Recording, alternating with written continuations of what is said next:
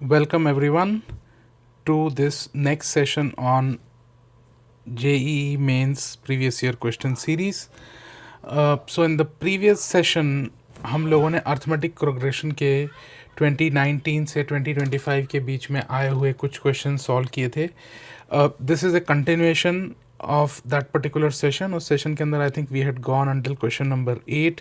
आज हम question number 9 के आगे प्रोसीड करेंगे. So let's get started. The number of 3-digit numbers that are divisible by either 2 or 3 but not divisible by 7 is 2 or 3 but not divisible by 7. इस question को solve करने के लिए as per me the best way is to use Venn diagram. तो I think हमको एक Venn diagram create करना चाहिए इस पर्टिकुलर केस के अंदर. So I will create a Venn diagram here. तो ये पहला सर्कल आप ले लीजिए numbers which are divisible by 2. दूसरा सर्कल आप ले लीजिए numbers which are divisible by 3 and then the numbers which are divisible by 7. ये तीसरा सर्कल ये हो गया. अब इस पर्टिकुलर केस के अंदर हमको वो नंबर्स पता करने हैं विच आर डिविजिबल बाय 2 और 3.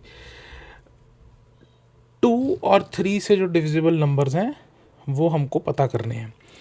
तो basically that particular section is going to be, ये नंबर्स हैं जो 2 से डिविजिबल हैं. ठीक है, ये वाला पार्ट जो है, ये वाले पार्ट नहीं हो सकते क्योंकि 7 हो सकता है, 7 से डिविजिबल है. ये भी नहीं हो सकता, हमें नॉट डिविजिबल बाय 7 चाहिए, ये भी नहीं हो सकता. ठीक है, और हमको चाहिए ये पोर्शन. ठीक है सर, और हमको चाहिए ये बीच वाला पोर्शन यहाँ तक, सिर्फ यहाँ तक ये चाहिए. जो मैंने डॉटेड पोर्शंस बताए हैं वो पोर्शंस एक्चुअली नहीं चाहिए. डॉटेड पोर्शन जो है वो नहीं चाहिए इस केस के अंदर. ठीक है, तो ये पर्टिकुलर हमारे को सॉल्व करना है और इट इज़ ऑल काफ़ी कैलकुलेशन इंटेंसिव पार्ट है. ठीक है, कैलकुलेशन इंटेंसिव पार्ट है. अब मैं पहले क्या कहता हूँ, मैं इसको पार्ट्स में करने की कोशिश करता हूँ. Number of numbers divisible by 2. तो जो ये कहानी है, कहानी 100 से शुरू होती है. 3-digit नंबर्स 100 से शुरू होते हैं और ये 999 तक जाते हैं. ये 999 तक ये जाते हैं. ठीक है, अब number of numbers divisible by 3 बहुत ही सिंपल होता है. 100, फिर नेक्स्ट नंबर जो डिविजिबल बाय 2 होगा वो 102 होगा, फिर 104 होगा, और ऐसे करके आप 998 तक पहुंच जाएंगे. 998 तक पहुंच जाएंगे. a of n is equal to a plus n minus 1 into D. वैसे आपको देखकर पता चल रहा है, हम पता लगा लेते हैं कि अगर 998 लास्ट टर्म है, पहली टर्म 100 है, n माइनस 1 है 2, n minus 1 is equal to 898 by 2 which is equal to 449, n is equal to 450. 450 जो है वो हमारा जो 2 का पूरा सर्कल है ना, जो पूरा सर्कल है 2 का वो 450 है. बट हम उस 450 के अंदर इंटरेस्टेड नहीं हैं. हम उस 450 के अंदर इंटरेस्टेड नहीं हैं. हम किस चीज़ के अंदर इंटरेस्टेड हैं? 450 मतलब एक्चुअली इसमें 450 जो है वो ये पूरा जो सर्कल है ना, ये 450 है. 450 नंबर्स आर डिविजिबल बाय 2. हम एक्चुअली में इंटरेस्टेड हैं ये पूरा हिस्सा निकालने के. ये जो इंटरसेक्शन है, पूरा इंटरसेक्शन निकालने के लिए. तो ये तो मैंने आपको ऐसे निकाल के दिखाया है कि जैसे इसको निकालने की कोई ज़रूरत भी नहीं थी. 450 जो हमने निकाला है, अब यही हम निकालते हैं डिविजिबल बाय 2 एंड 3. कोई भी नंबर अगर डिविजिबल बाय 3 है तो उसका मतलब है 2 एंड 3 से डिविजिबल है, तो माने कि वो नंबर डिविजिबल बाय 6 है. वो नंबर डिविजिबल बाय 6 रहेगा. अब 102 जो है वो मिनिमम नंबर है जो 6 से डिविजिबल है. उसके बाद 108 है, और फिर 998 है, 6 1 6, 39 6 टाइम्स आता है, 38 नहीं होता है, ये 36 आएगा। ठीक है सर, ये 6 आ जाएगा यहाँ। ओके 2 और 3 दोनों से ये डिविजिबल है। ये निकाल लीजिए 2 और 3 से डिविजिबल, यहाँ वो हम निकालेंगे। 996 is equal to 102 plus n-1 into 6 हो जाएगा। n-1 into 6 is equal to 894, n-1 is equal to 1। 29 जो है वो 4 टाइम्स होता है, 54 जो है 9 टाइम्स होता है, तो n इज इक्वल टू 150 आ गया। ये जो पोर्शन है ये 150 है। ठीक है सर, ये 150 है। अब क्या करते हैं, 150 जो है वो पूरा पार्ट है। अब मैं इसको ना रब कर देता हूँ यहाँ से, और मेरा अब इंटरेस्ट जागृत हो गया है पता लगाने में ये पार्ट, जो तीनों का इंटरसेक्शन है वो पार्ट लगाने में मेरा इंटरेस्ट जागृत हो गया है। तो मैं उसको करता हूँ। तो बेसिकली क्या है, that is divisible by 2, 3 and 7। माने कि ये नंबर 42 से डिविजिबल होता है, 42 से होता है, 7 और 6 का 42 से डिविजिबल होता है। 42 से जो डिविजिबल नंबर है उसको हम निकालने की कोशिश करेंगे। अब 42 से जो डिविजिबल नंबर होता है 2 and 3 and 7, तो पहला नंबर आपको निकालना पड़ेगा। 42 प्लस 42 जो होता है वो 84 होता है, तो एक बार और जोड़ना पड़ेगा। 84 के अंदर आप फिर जोड़ेंगे तो 126 जो है वो एक मिनिमम नंबर है जो डिविजिबल है। ठीक है सर, और ये जाते जाते अब मैं आपको ये बताता हूँ कि आपको 900 सीरीज़ के अंदर मैं अगर इसको मेरे को निकालना हो तो 420 और 420 और 210, ठीक है 5, और ये तो 1050 हो गया। 1050 में से आप 2 बार निकाल दीजिए। ठीक है सर, 1050 में से आप 2 बार निकाल दीजिए, 23 दफ़ा निकलेगा। बेसिकली 966 ये पड़ेगा, 966 इसका आंसर यहाँ आएगा। अब इसको भी आप बिल्कुल वैसे ही लिखने वाले हैं। 966 is equal to 126 plus n-1 into 42, n-1 into 42 is equal to 840, n-1 is equal to 20, n is equal to 21। ठीक है सर, ये जो पार्ट है, ये पार्ट जो है ये 21 है, ये 21 है। ठीक है सर, ये पार्ट जो है ये 21 है। और ये जो पूरा पार्ट था वो मैंने यहाँ निकाला था 150 हो गया। तो इससे क्या पता चलता है आपको, इससे आपको ये पता चलता है कि मैं इसको थोड़ा सा एलैबोरेट करके बनाता हूँ।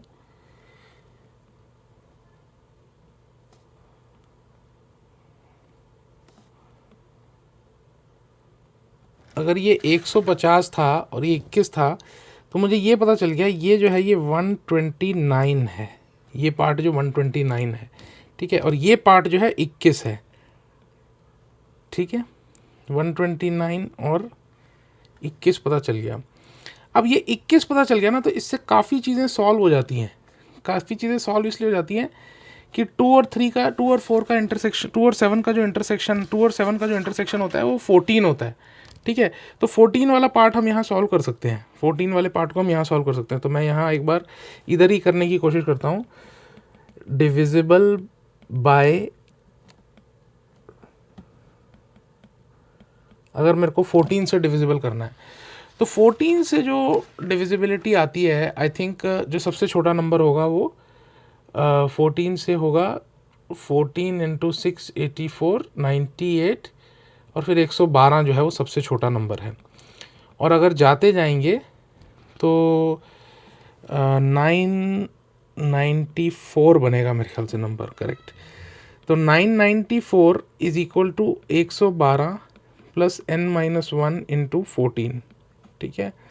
n-1 into 14 is equal to 882 और n-1 हो जाएगा 882 बाई 14, ये आ गया आपका 6 और 42 जो है 3, n इज इक्वल टू 64 आ गया सर यहाँ। 64 अगर ये आ गया तो 64 जो है ना ये पूरा पार्ट रहा होगा। 64 मैं जो ये यहाँ ड्रॉ कर रहा हूँ ये पूरा पार्ट 64 रहा होगा।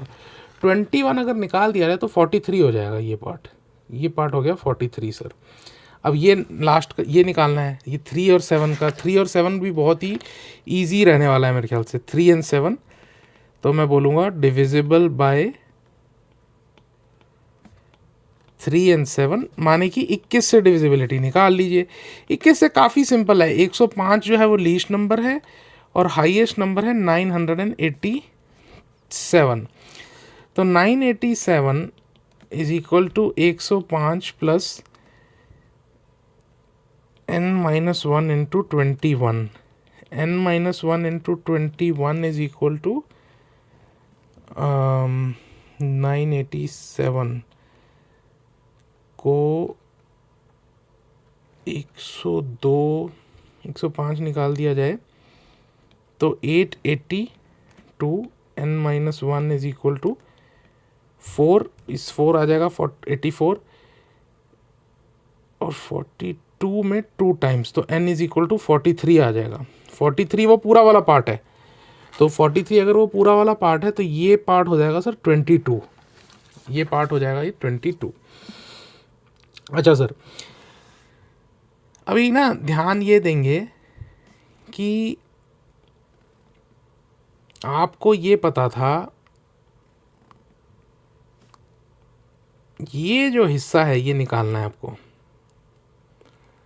ठीक है, ये हिस्सा निकालना है। और आपको क्या पता है, ब्लू पार्ट पता है, ये एक पता है, ये दूसरा पता है और ये तीसरा पता है। आपको ये पता है कि जो पूरा सर्कल है 2 का, जो पूरा सर्कल है वो 450 था और उसमें से एक ब्लू का पार्ट 129 माइनस 21 माइनस 43, ये सारे आप निकाल लीजिए।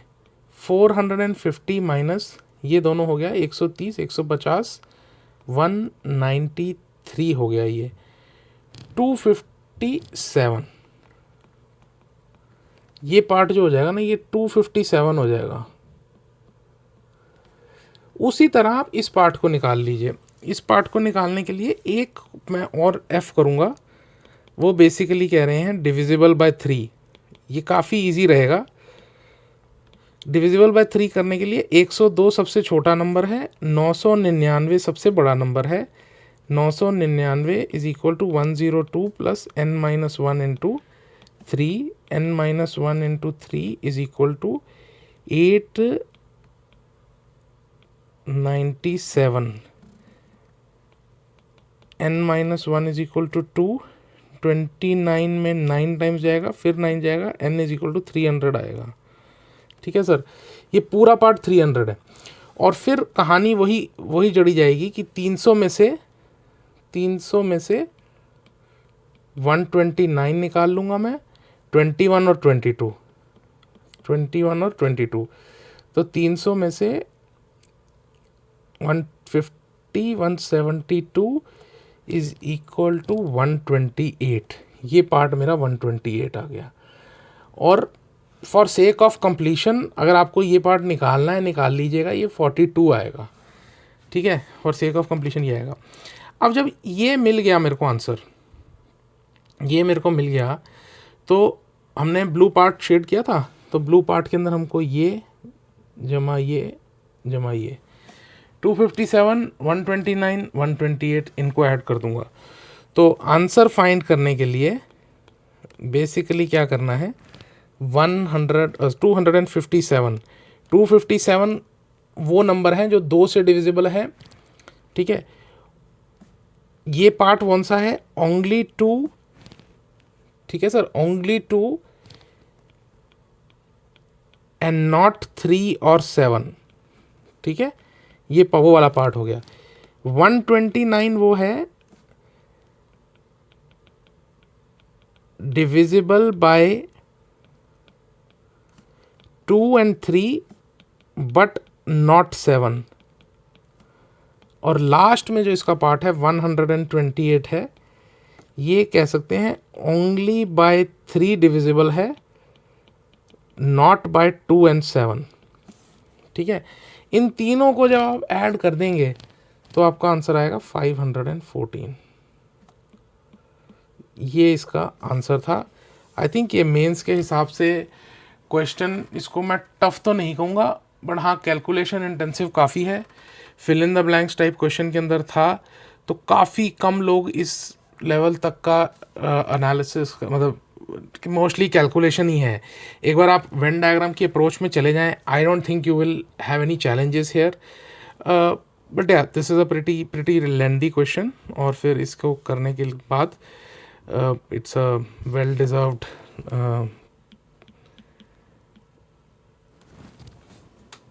आपको जो आंसर मिलेगा वो होगा।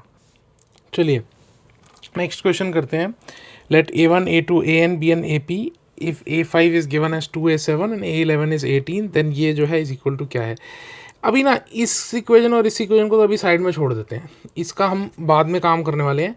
पहले ना इसकी सिंप्लीफिकेशन करनी है, और इसकी सिंप्लीफिकेशन जो है वो काफ़ी ईजी रहती है। ये question again it is like a recurring concept question, repeatedly आता है। ये देखिए इसमें क्या करते हैं लोग, इसके अंदर बेसिकली आपको अगर हम रैशनलाइजेशन करके देखते हैं तो अपने आप हमारे को क्लू मिल जाएगा। वहाँ आपको रैशनलाइजेशन करने की ज़रूरत नहीं पड़ेगी, बट यहाँ आपको रैशनलाइजेशन मैं करके दिखाता हूँ कि इससे मिलता क्या है। ये हो जाता है सर A10 माइनस A11, ठीक है जी। ये इस चीज़ को लिखा जा सकता है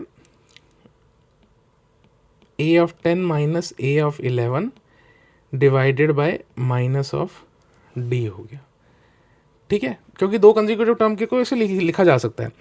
तो अगर मैं नेट चीज़ बोलूँ कि A10 प्लस A11 ये जो आइटम है, इसको मैं एक्चुअल में लिख सकता हूँ sir -1/D into A10 minus A11। ये इम्पॉर्टेंट फंडा है इसके अंदर, अगर आपको ये आता है तो I think this question is pretty doable. अब इसी चीज़ को ना जो हमारा दे रखा है हम इसके अंदर इसको अप्लाई करते हैं, तो होगा क्या सर, -D तो यहाँ आ जाएगा कॉमन, ठीक है, -D यहाँ कॉमन आ जाएगा। अंदर क्या होगा A10 माइनस A11, ठीक है सर, फिर आएगा A11 minus √A12 plus √A12 minus A13, और अंत में जाते जाते छोटे से बड़ा है तो A17 माइनस A18। इस चीज़ का क्या है ये निकालना है, ठीक है सर। ये फिर से वही पैटर्न है, A11 cut, A12 cut, A17 भी कट हो जाएगा, 13 भी कट हो जाएगा। इवेंचुअली रह क्या जाएगा -12D, और यहाँ रह जाएगा सर A10 माइनस A18। ये चीज़ रह जाएगी जो आपको निकालनी है, ठीक है। टू फाइंड मैं इसके यहाँ लिख देता हूँ, ठीक है।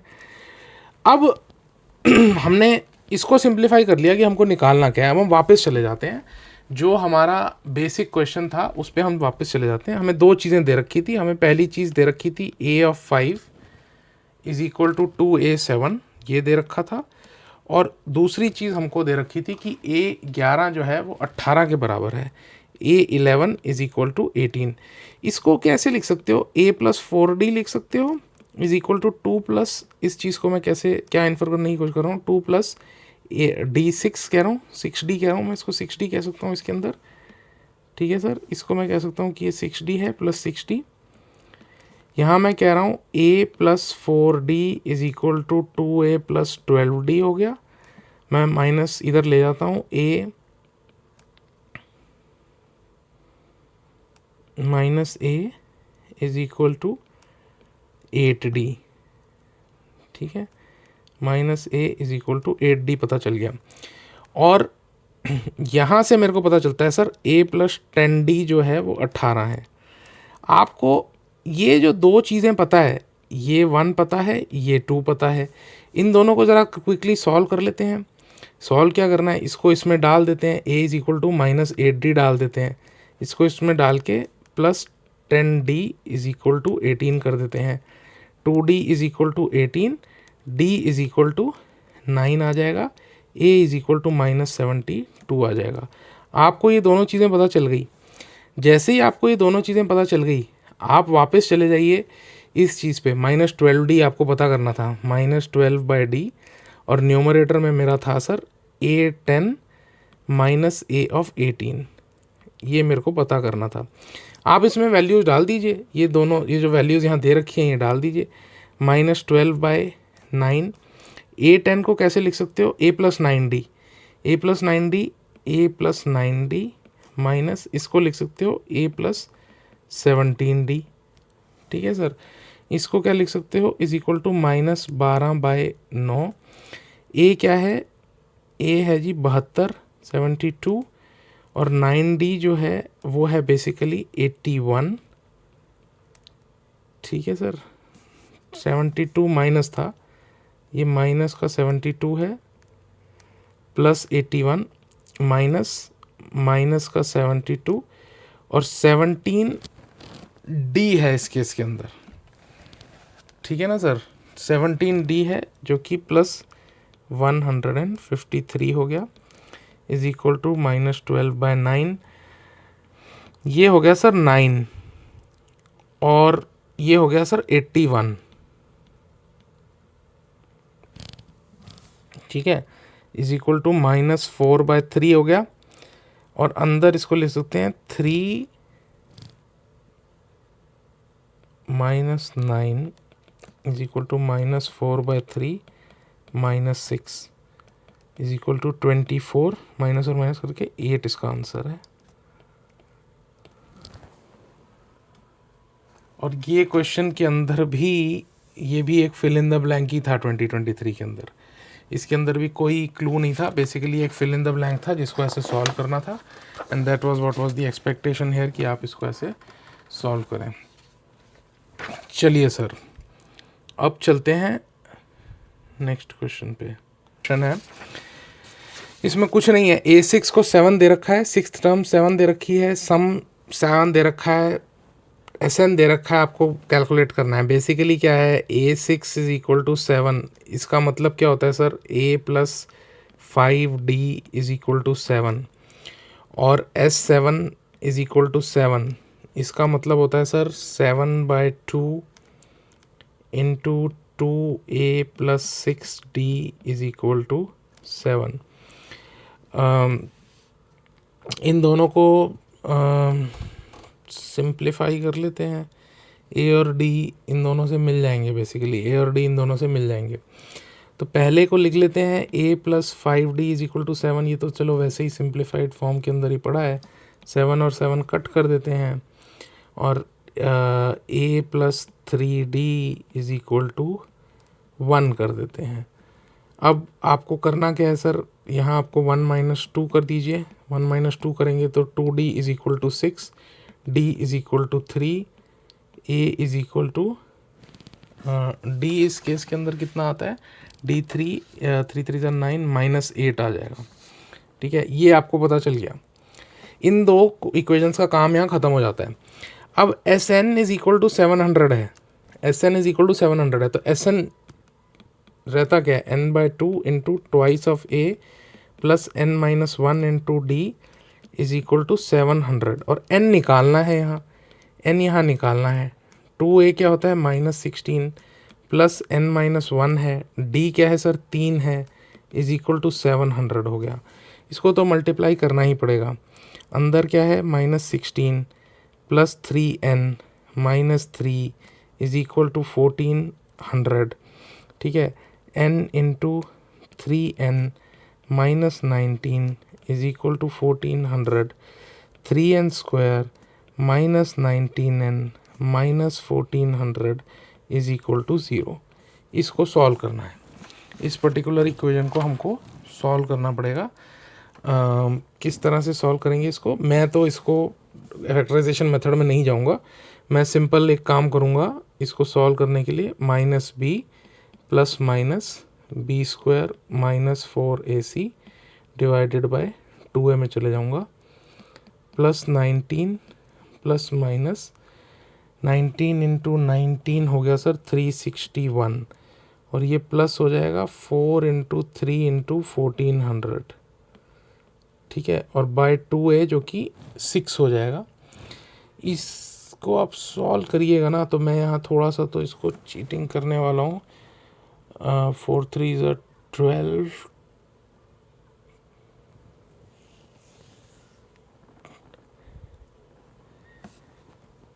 190 और 361, तो ये 131 बनेगा basically, plus 19 plus minus 131 divided by 6। इसको दो पार्ट्स में लेके जाते हैं। पहले केस के अंदर आ जाएगा सर 112 माइनस 112 बाय 6, ये तो हो नहीं सकता, और ये हो जाएगा सर 150 बाय 6, ये हो गया 25, ठीक है 25 हो गया। ये तो डेसिमल में चला जाएगा, तो ये तो नॉट पॉसिबल हो जाएगा, क्योंकि जो मेरी n की वैल्यू होती है ना, वो तो सर न्यूमेरिकल होनी चाहिए, तो n 25 है। अब n अगर एक बार 25 निकल गया, तो पहले आपने दो इक्वेशन सॉल्व करके d और a की वैल्यू निकाल ली, उसके बाद आपने अब n की वैल्यू निकाल ली, n 25 है मेरा, n जो है वो 25 है। तो अब मुझे an निकालना है सर, an क्या है, मतलब a 25 निकालना है। वो कैसे निकलेगा सर, वो निकलेगा a प्लस 24d से।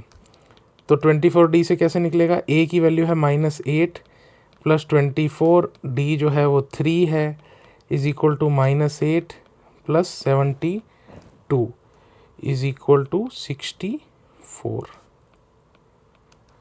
अगेन ये भी एक फिल इन द ब्लैंक्स था। आई थिंक मैं एक चीज़ इसके अंदर बताना भूल गया हूँ, ये मैं अभी यहाँ ऐड कर देता हूँ। ये क्वेश्चन जो है सर JEE मेन 2025 का है।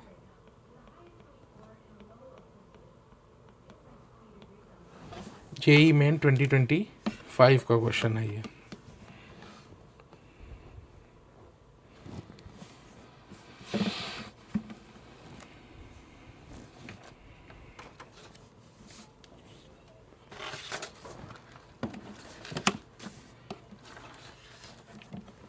चलिए सर नेक्स्ट क्वेश्चन करते हैं। Let A1 A2 A3 be an arithmetic progression such that summation of A to K minus 1 where K is equal to 1 to 12 minus is equal to -72 by 5 A1 is not equal to 0, और if A of K is equal to 0 summation then n की value निकालनी है।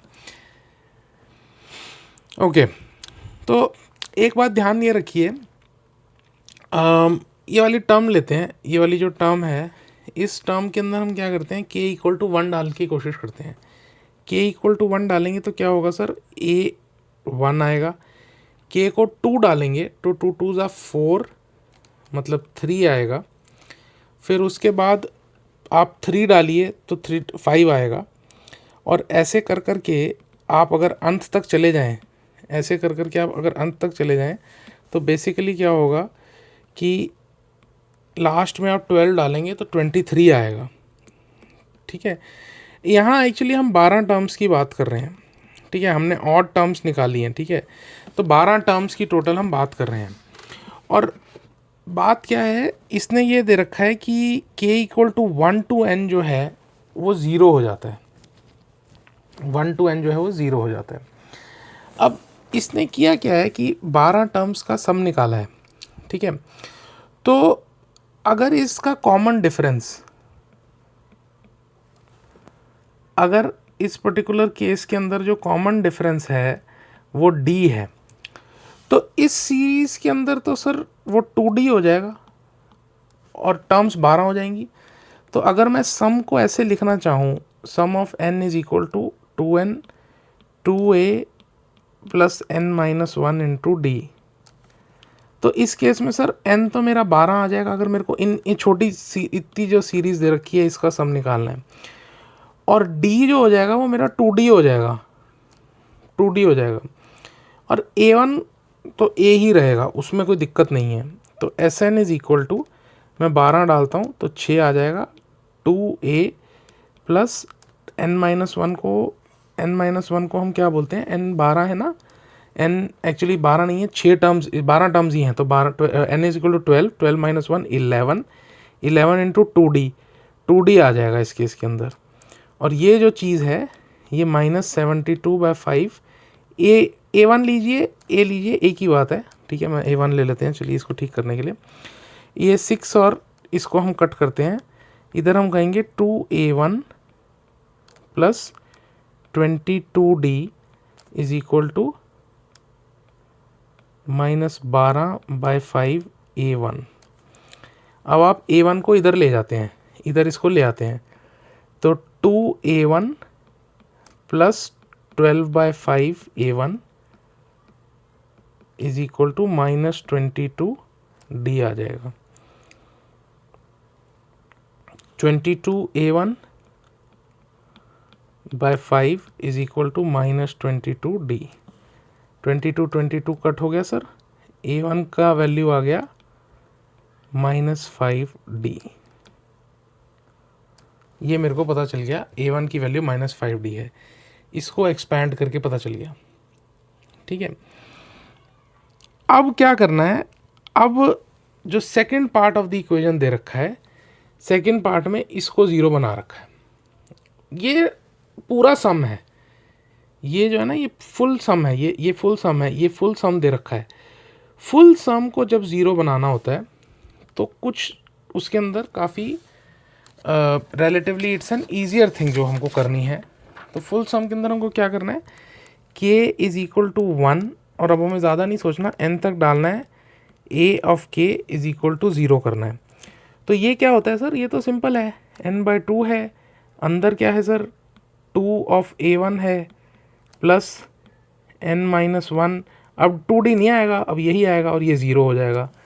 अब ये जो खेल है वो खेल ये है कि ये तो 0 हो नहीं सकता, तो यही 0 होगा, यही पार्ट 0 होगा ना सर। तो 2a1 को हम क्या करते हैं, हम 2a1 को बेसिकली 2a1 की जगह हम उसके अंदर -5d डाल देते हैं, plus n-1 into d is equal to 0, -10d plus nd minus d is equal to 0। ये हो गया sir nd is equal to 11d।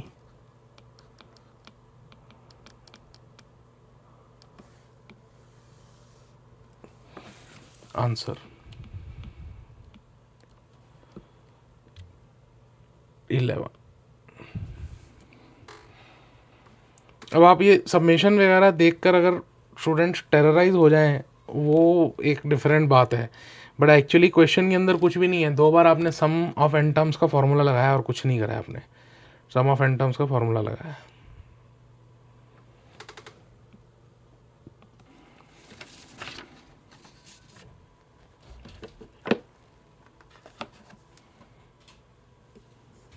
चलिए सर अब नेक्स्ट क्वेश्चन करते हैं।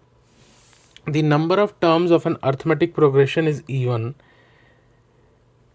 the number of all odd term the sum of all odd terms is 24 and the sum of all even terms is 30, and the last term exceeds the first by 21/2, then the number of terms which are integers in the AP is 6, 8, 10 या 4। एक एक line को हम interpret करने की कोशिश करेंगे। सबसे पहले है the number of terms of an arithmetic progression is even. जब भी टोटल टर्म्स एक प्रोग्रेशन के अंदर इवन है तो हमको करना क्या चाहिए, टू कीप थिंग्स इजी हमें बोलना चाहिए नंबर ऑफ टर्म्स जो हैं वो हमको इक्वल टू 2n लेना चाहिए इस केस के अंदर।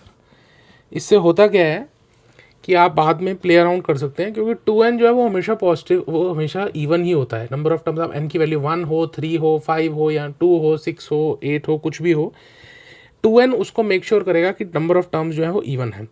अब हमें निकालना क्या है, हमें निकालना है कि सम ऑफ ऑल ऑड टर्म्स 24 है और इवन टर्म्स 30 है।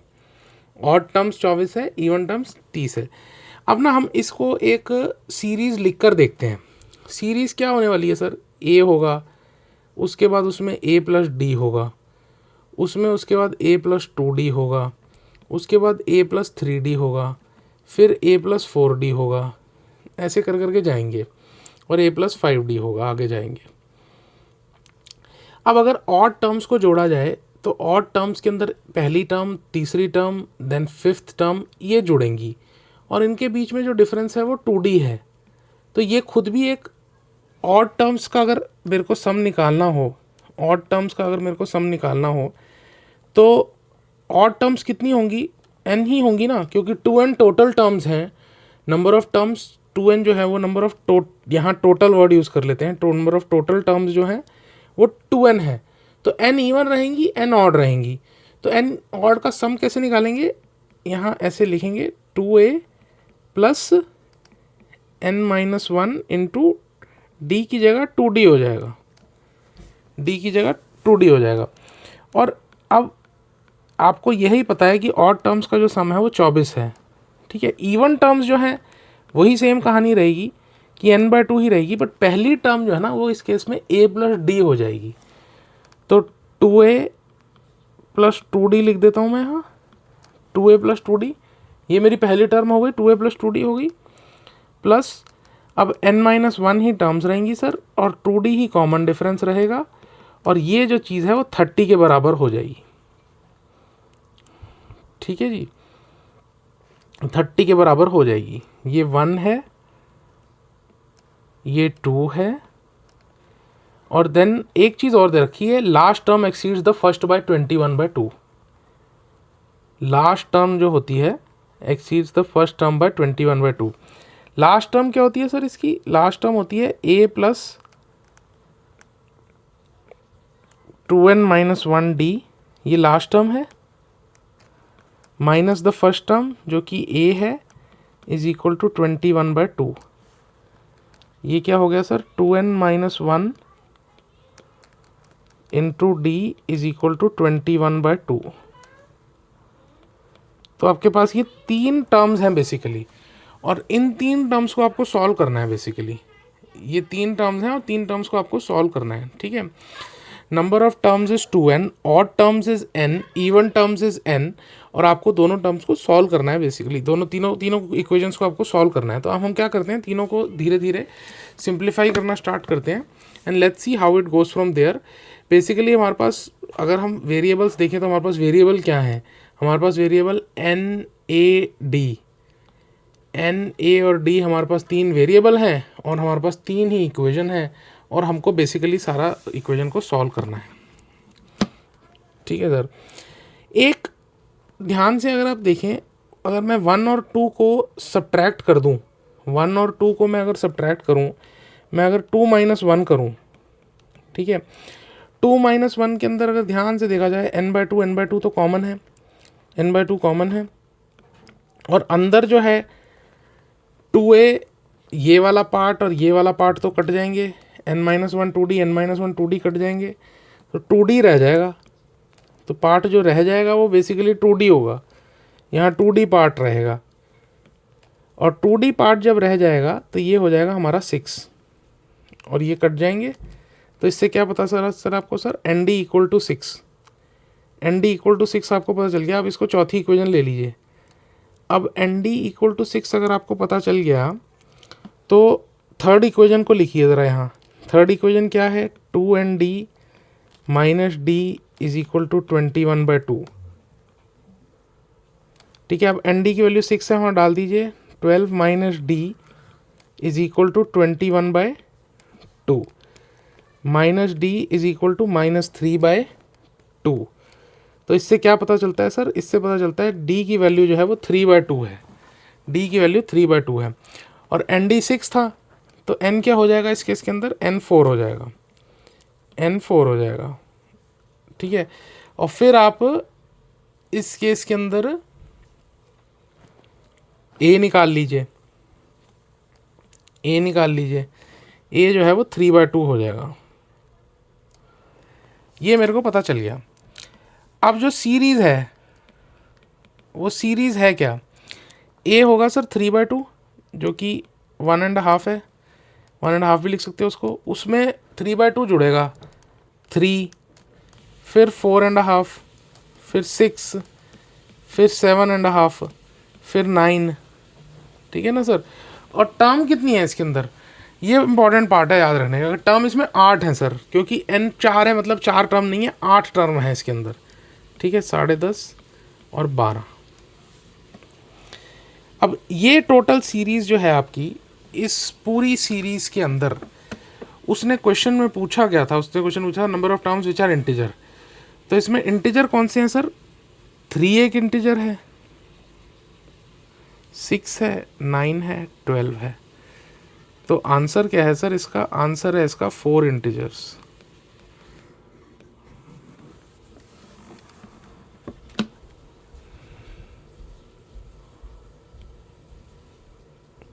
फोर एक ऑप्शन थी कि नहीं, 4 एक ऑप्शन थी सर इसके अंदर। 4 was an option which was available in this particular question.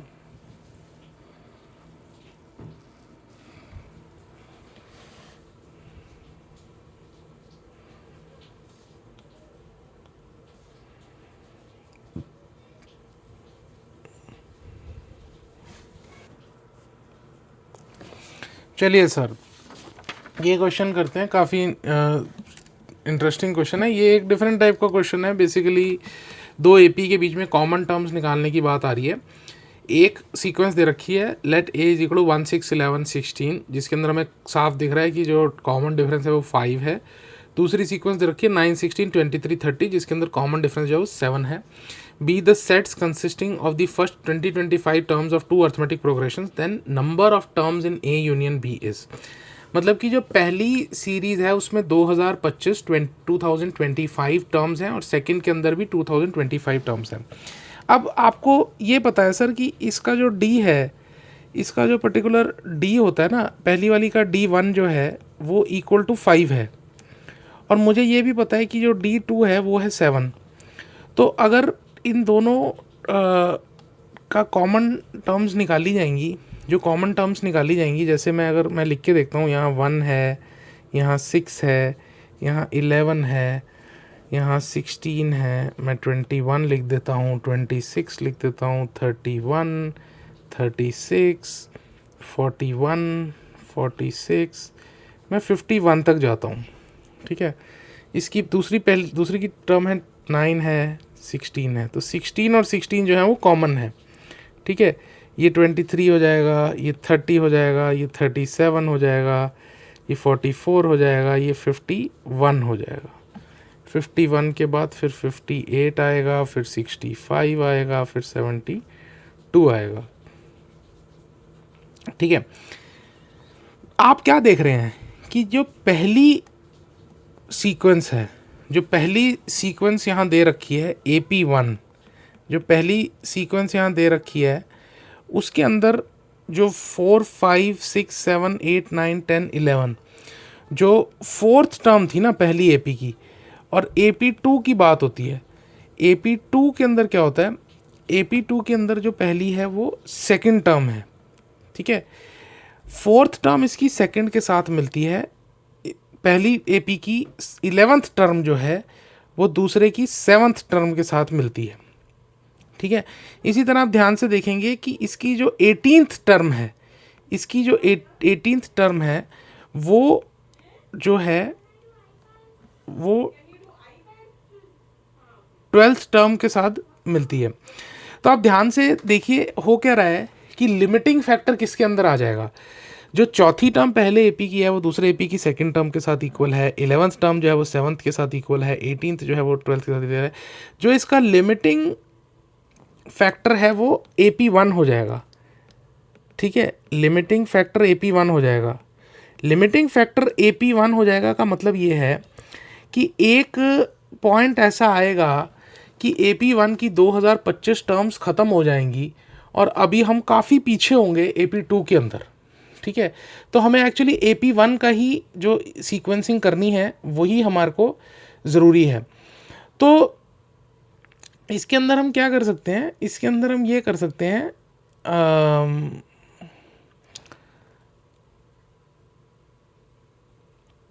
Fourth term, एक जो इसका बहुत ही सिंपल सा तरीका है वो ये है कि हम ये इस एपी को लीजिए आप, कि चौथी टर्म, फिर 11वीं टर्म, फिर 18वीं टर्म, मैं इस एपी को लेता हूँ कि लास्ट में कौन सी टर्म है जो मिलेगी किसी के साथ, जो फोर्थ टर्म है।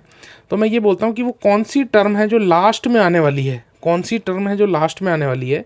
तो मैं उस टर्म को एक्चुअली लिख सकता हूँ a+n-1 into D, a+n-1 into D लिख सकता हूँ।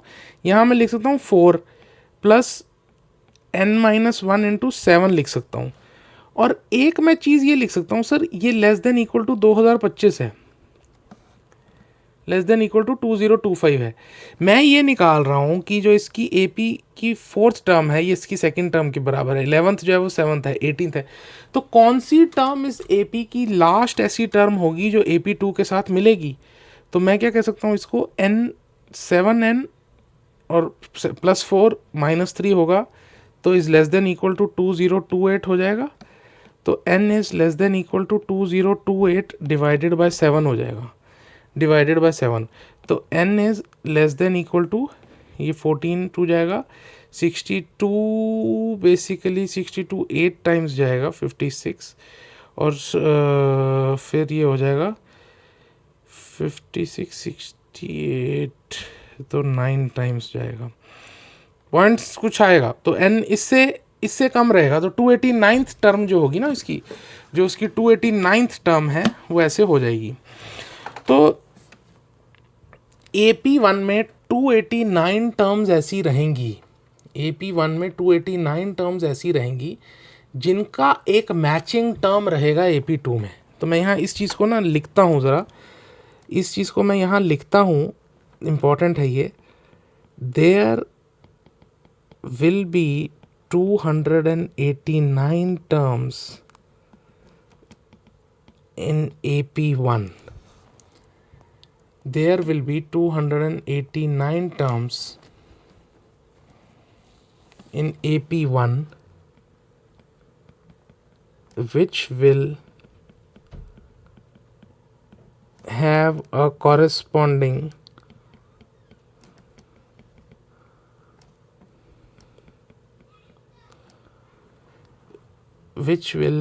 a corresponding term in AP2.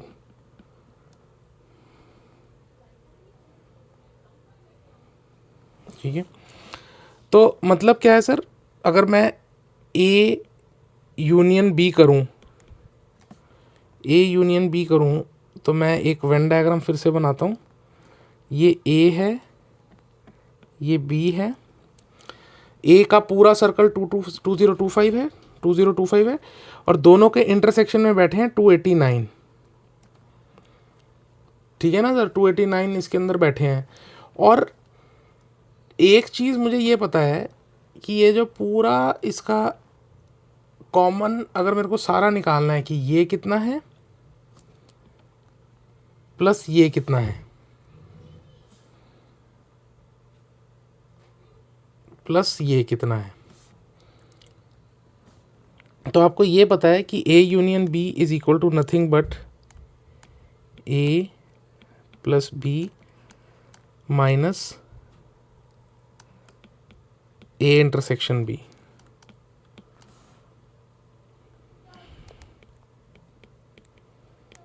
A की वैल्यू है 2025 plus 2025 minus 289 is equal to 3761।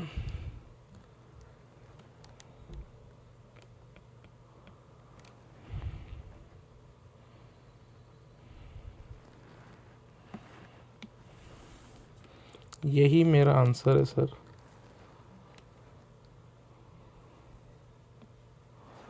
Three 761 आपको आंसर मिल गया इस पर्टिकुलर केस के अंदर।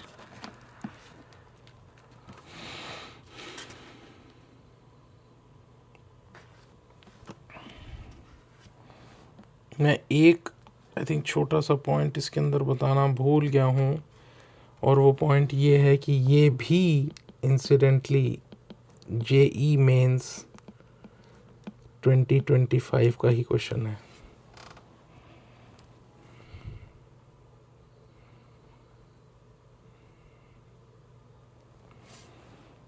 ठीक है सर, चलिए क्वेश्चन करते हैं। क्वेश्चन कहाँ से है ये? जेईई मेंस 2025 का क्वेश्चन है। जेईई मेंस 2025 का क्वेश्चन है। ये क्वेश्चन मुझे काफ़ी इंटरेस्टिंग लगता है, और आई थिंक इसमें क्योंकि मल्टी कॉन्सेप्ट क्वेश्चन है, टिपिकली ऐसे क्वेश्चन ही रहते हैं। Consider two sets A and B each containing 3 numbers in arithmetic progression that the sum and the product of the elements of A be 36, sum A है, P and product P है, and the sum and product of the elements of B 36 and Q respectively. Let D and D, small d and big D, be the common differences of APs in A and B respectively such that D is equal to D plus 3। ठीक है sir, और दे क्या रखा है? दे ये रखा है, important चीज़ जो दे रखी है, P प्लस क्यू का ratio P minus Q, P plus Q by Q minus Q is equal to 19/5 and P minus Q हमको निकालना है। हम क्या करते हैं, पहला AP लेते हैं, और पहले AP की 3 टर्म्स को हम लेते हैं सीक्वेंस के अंदर। ठीक है, और 3 टर्म्स को जब हमने लेना हो और यहाँ सम 36 दे रखा है, तो इसके अंदर हम फिर सेम ट्रिक लगाने वाले हैं। सेम ट्रिक क्या लगाएंगे? A माइनस डी को हम पहली टर्म लिखेंगे, दूसरी टर्म हम लिखेंगे सर जी A को। ठीक है, दूसरी टर्म हम लिखेंगे A को, और तीसरी टर्म हम लिखेंगे A प्लस डी को। ये 3 टर्म्स हम लिखेंगे। ये 3 टर्म्स अगर लिखेंगे तो हमको ये पता है कि इन तीनों टर्म्स का जो सम है वो 36 है, तो 3A क्या हो जाता है सर? 36 हो जाता है, जिससे हमें ये पता चल जाता है कि A की वैल्यू जो है वो 12 है। दूसरी चीज़ हमको ये पता चलती है कि तीनों का जो प्रोडक्ट है, जो कि A into A minus D into A plus D करेंगे, ए स्क्वायर माइनस डी स्क्वायर, ए स्क्वायर माइनस डी स्क्वायर, ये जो है ये P के बराबर है, ये P के बराबर है। अब हम लेते हैं सर दूसरा AP2। ठीक है, AP2 के अंदर सेम कहानी है, बट जो डिफरेंस है ना उसे छोटा d प्लस 3 करके करेंगे। तो हम लिखेंगे जी B माइनस डी माइनस 3 लिख सकते हो, या इसको हम ऐसे लिख देते हैं सर, दूसरी टर्म B, तीसरी term B plus D plus 3 लिख देते हैं, D प्लस 3 लिख देते हैं। इस केस के अंदर भी जब आप तीनों को ऐड करेंगे ना, तो आपको फिर से वही एडवांटेज मिलेगा कि B तीनों जुड़ जाएंगे। 3B की वैल्यू जो है इस केस के अंदर भी 36 ही मिलेगी, 36 ही मिलेगी, B इज इक्वल टू 12 ही मिलेगा। और अगर आप तीनों का 3B 36 मिलेगा, B 12 मिलेगा, तीनों का प्रोडक्ट लिखेंगे ना, तो B into B square minus D plus 3 का square is equal to Q।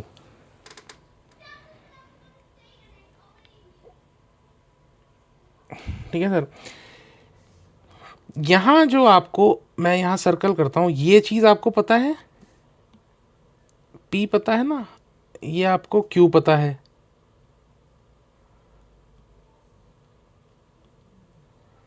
और आपको A12 पता है, B12 पता है, ये सब कुछ आपको पता है।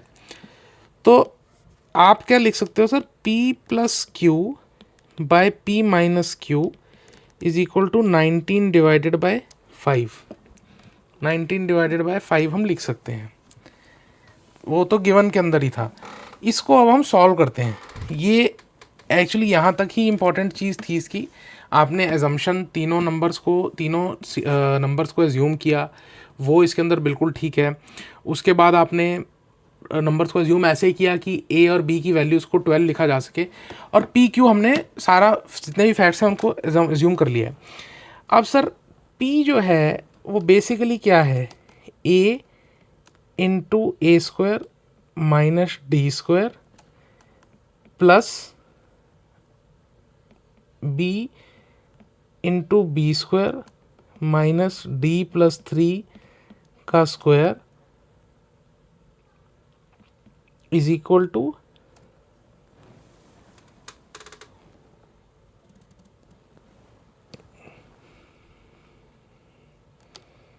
a into A square minus D square minus B into B square minus D plus 3 का स्क्वायर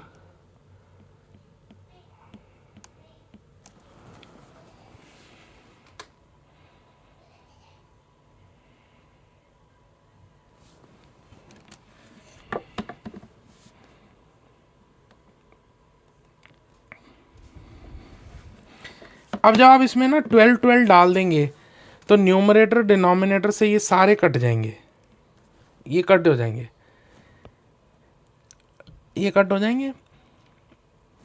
आपके पास जो इक्वेशन रह जाएगी वो मात्र एक डी की इक्वेशन रह जाएगी, इसके अंदर डी के अंदर इक्वेशन रह जाएगी, बाकी सारी वैल्यूज़ आप रिप्लेस कर सकते हैं। ठीक है, बाकी सारी आप वैल्यूज़ रिप्लेस कर सकते हैं। जब आप डी की इक्वेशन डाल दोगे ना तो यहाँ मैं एक शॉर्टकट लेने वाला हूँ, ये basically 5d square plus 72d minus 612 is equal to 0 आने वाला है। ये इसको सॉल्व करके इक्वेशन बन जाएगी। और यहाँ इसके लिए मेरे को फिर से रूट निकालने के लिए जो है फॉर्मूला लगाना पड़ेगा, minus B under root of B square minus 4ac divided by 2a। ठीक है, यहाँ आप इसके दो पार्ट्स जब आप सॉल्व करेंगे, जब आप इसके दो पार्ट्स सॉल्व करेंगे तो आपको मिलेगा क्या, -72 प्लस 132/10 और यहाँ मिलेगा -72 माइनस 132/10। इसको जब आप सॉल्व करोगे तो आंसर आएगा 60/10 6 आ जाएगा। और ये आ जाएगा सर आपको 20.4 आ जाएगा। और d की वैल्यू जो है, ठीक है, अब यहाँ लिखा है common difference respectively d is greater than 0 है, तो d नेगेटिव नहीं है सर, तो ये नेगेटिव नहीं है, तो since d is not negative तो ये तो हो नहीं सकता इसके अंदर, d के अंदर ये हो नहीं सकता। तो we are only left with the value where d is equal to 6। अब d इज इक्वल टू 6 है तो इस केस के अंदर d इज 6 और d प्लस 3 क्या होगा sir, d plus 3 is equal to 9 हो जाएगा, d प्लस 3 इक्वल टू 9 हो जाएगा। मैं दोनों AP अगर लिखूंगा AP1 और AP2, ठीक है, अगर मैं AP1 और AP2 लिखूंगा तो AP1 तो बहुत ही सिंपल आएगी, जिसकी बीच की टर्म 12 है, बीच की टर्म तो दोनों की ही 12 है, एक्चुअली जो बीच की टर्म है वो 12 है। पहली वाली में क्या है, 12 माइनस 6 12 प्लस 6 हो जाएगा, तो 6 आ जाएगा इधर और इधर 18 आ जाएगा, 6 आ जाएगा और इधर 18 आ जाएगा। और दूसरे वाले में क्या है, -9 हो जाएगा तो 3 हो जाएगा, प्लस हो जाएगा तो 21 हो जाएगा। ये दोनों AP आ गई। अब निकालना क्या है सर, P माइनस Q निकालना है।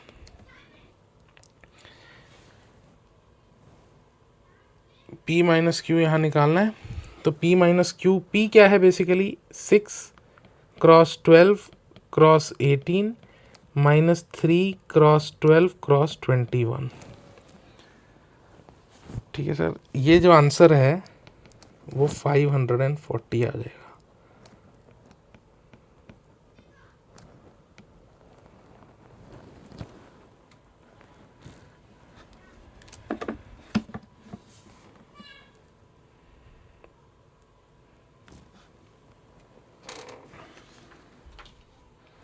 चलिए,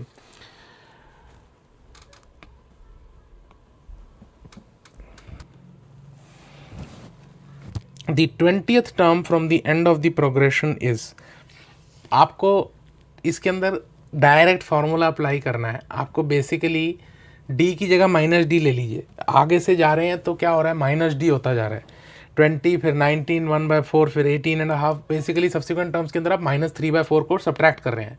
हम क्या करते हैं, लास्ट वाली टर्म को पहली टर्म लिख लेते हैं। तो हम ये लेकर चलते हैं कि जो फर्स्ट टर्म है, जो हम यहाँ लिख लेते हैं कि a इज़ इक्वल टू 129 1/4, ये हम इसको फर्स्ट टर्म मान लेते हैं, ऑपोजिट कर दिया इसको। डी को, इसको सॉरी माइनस के साथ कर देते हैं डी, और इसमें क्या करते हैं, प्लस है, इज इक्वल टू प्लस 3/4, और आपको पता है कि n क्या निकालना है sir, n is equal to 20th term निकालनी है, ठीक है। तो term n is equal to a plus 19d, a plus 19d हो जाता है। a प्लस 19d के लिए क्या करोगे, a को कैसे लिखोगे, -129 1/4 प्लस 19 इंटू 3/4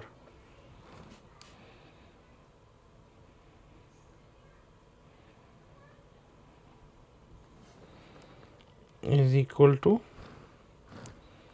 -129 1/4 प्लस ये हो जाता है सर 57/4, इसको आप सब्ट्रैक्ट करो, -115।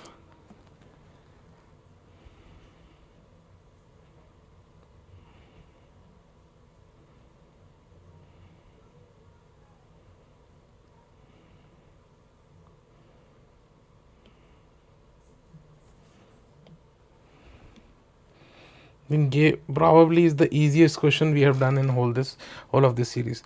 चलिए, this kind of brings us to the end of this session. इस सेशन के अंदर हमने फिर से 7 to 8 क्वेश्चन सॉल्व किए हैं, PYQs। इस पर्टिकुलर सेशन के अंदर काफ़ी क्वेश्चंस जो थे, आई थिंक जो लास्ट के मैंने 5 करे हैं वो तो JEE मेंस 2025 के थे। लास्ट के क्वेश्चंस जो हैं वो 2025 के क्वेश्चंस थे। तो अब आपको basically I would suggest the same thing, आप अटैचमेंट डाउनलोड करिए जो इसके अटैच्ड वर्ड डॉक्यूमेंट है। Left out 7, there are around 7 to 8 more questions. I think those questions are mostly from 2024 के क्वेश्चंस हैं, 2023 के क्वेश्चंस हैं। उन क्वेश्चंस को अटेम्प्ट करिए and then come back and see the next video. और next video के अंदर फिर देखिए कि how many cases, how many solutions you are following the same path as what is being recommended here, या is there a better method. Sometimes आपको ऐसे देखेगा कि you are following a better method and what is being taught here is may be more lengthier. So it's always good to compare the methods and then subsequently decide कि आप कौन सी approach को follow करने वाले हैं।